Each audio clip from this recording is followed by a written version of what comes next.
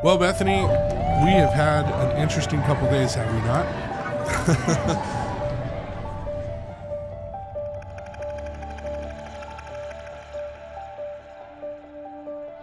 We want to kind of go over some stuff that's happened over the last, since Saturday. And today is, I believe it's Wednesday. Yes. We had an interesting night last night, Tuesday night.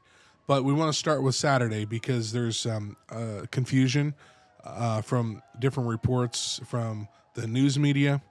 And, I've even had people in my own inner circle ask me, hey, were you guys doing something to, stir some stuff up, the Christians in that area? And so I think it's important that we have a little conversation, honest conversation from, being from the inside of the fence, basically, and also having knowledge of what took place from the sources from the churches and things like that we're involved with. So let's start on Saturday. Let's just start right there.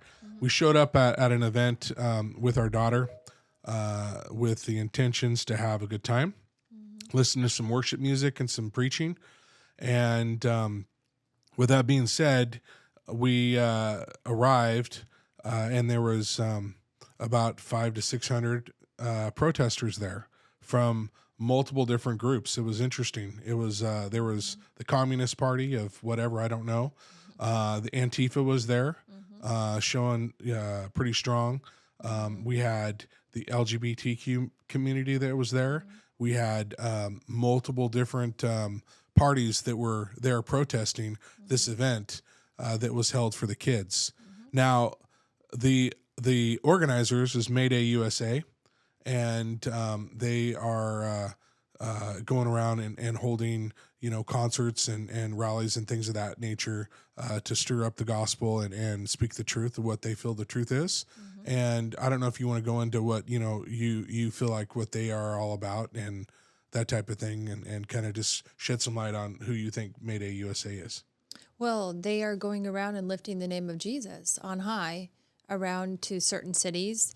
We are worshiping where it's, it might look like a concert to some people, but really it's church in the public square. That's what we're doing. We're taking the church outside of the four walls of our churches, and we're going out into the streets and we're proclaiming the name of Jesus. We're spreading the gospel. We're bringing, people in to the love of Jesus. That's what we're doing. That's actually what we're called to do. And so what they're doing is they have been going around to certain cities doing just that. And that's really what their whole agenda is. It's to come with righteousness, justice, and love and mercy, to spread the gospel, to lift the name of Jesus on high, to build an altar to Jesus so that he can be glorified.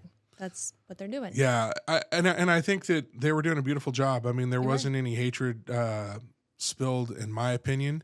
There was nothing but love. Yeah. They had said that they had people that were in the same shoes as the protesters a year ago that have joined Mayday USA. And I thought that was really cool, because they were pleading to them, hey, you don't need to be angry. And so much anger was taking place there for really no reason, because we weren't there to, condemn anybody. We were just there to worship and outside the four walls of the church. Yeah. And, we were being a voice for the children and what we believe as, the army of the Lord, what we believe children's rights are, what they were born for. We have our beliefs that, they are fearfully and wonderfully made. They were chosen for what they were chosen for, and we need to help steward them towards their God-given rights, their God-given identity, and their God-given destiny. And so because we have those strong beliefs, and they know that, the opposing side, they are having an issue mostly because of our strong beliefs, our Christian beliefs, for children. Well, let's just be honest. Here in Washington and California and Oregon, our kids are under attack. Yeah. Our governor that just came into office just signed, I think a week ago, a bill that is stripping the rights away from us parents to be able to be involved in their medical decisions. Yeah. And we're not able to go in and check our kids' medical records at school, which is, I mean, beyond unacceptable.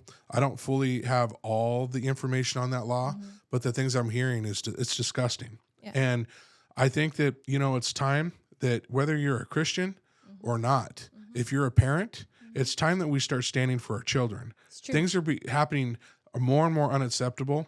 And it's like since 2020, especially in the Seattle and Washington area, it's like something took over and nothing has stopped it. And I finally feel what took place on Saturday was the beginning of a stopping. And there's other people that have said the same thing. It followed up on Tuesday with an event that we had that we're going to go into in a minute. But I believe that right there on Saturday was the tipping point of the change of Seattle. It was the tipping point that's going to change Seattle for the better. And we want it for the better for everybody. Because if you go down, I went to Seattle many, many years ago when I didn't even live in the area. And I fell in love with Seattle. It was beautiful. It was clean. It was safe. And I wanted to move there. I was like, I want to get a place. I wanted to buy a condo, right?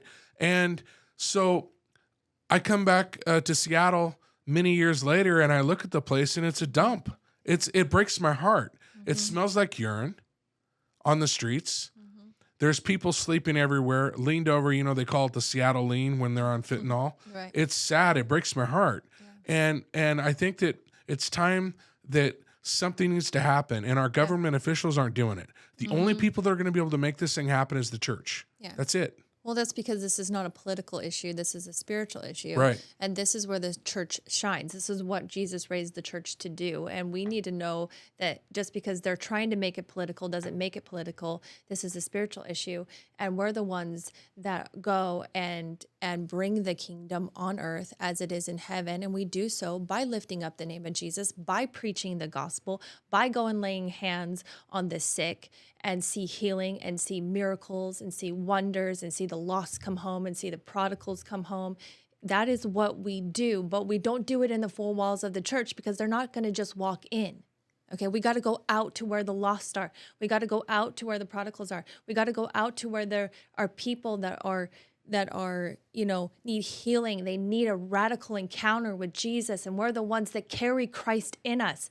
We are the change makers, but we have to go outside the four walls of the church to do it because they're not just going to come in all the time. Well, the byproduct of what happened on Saturday, it was there 500 or 600 people that may have never heard the gospel or have ever been around a Christian or anything.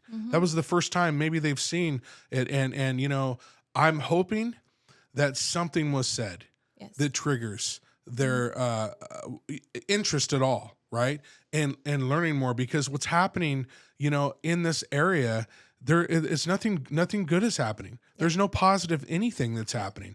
And all we want is for something to change. And we want them to find peace and happiness and joy, because they don't have it. Because anybody that is that angry, like I'm talking anger, they were very the stuff that they were saying and doing, they were hand gestures. There were, it was disgusting. Signs. There were naked people running around. They were throwing water balloons full of urine into the crowd. Yeah. Like, one time I left, and I didn't even know if I told you this, but I left to go get Gracie some water, right? And this little kid threw water on me. Little kid, his mom told him to throw water on me. It's like, what? I wasn't doing anything. I was just walking to the car. Yeah. I haven't said anything. I didn't look at anybody. I wasn't doing anything. I was just basically walking to the car to get our daughter something to drink. And whenever you sit back and you think about it, it's like, where's this hatred coming from? It's, first of all, they're not happy. Yes. Who could be happy whenever your place is graffitied up, smells like urine, it's not clean, it's not safe, crime's up, everything's bad, and no one's doing anything about it. And then, so that event took place, and there was 23 people that got arrested on the side of the protest. And the thing that breaks my heart is the media was calling it a dual protest. Yeah. How could us worshiping be in a protest? I don't understand it.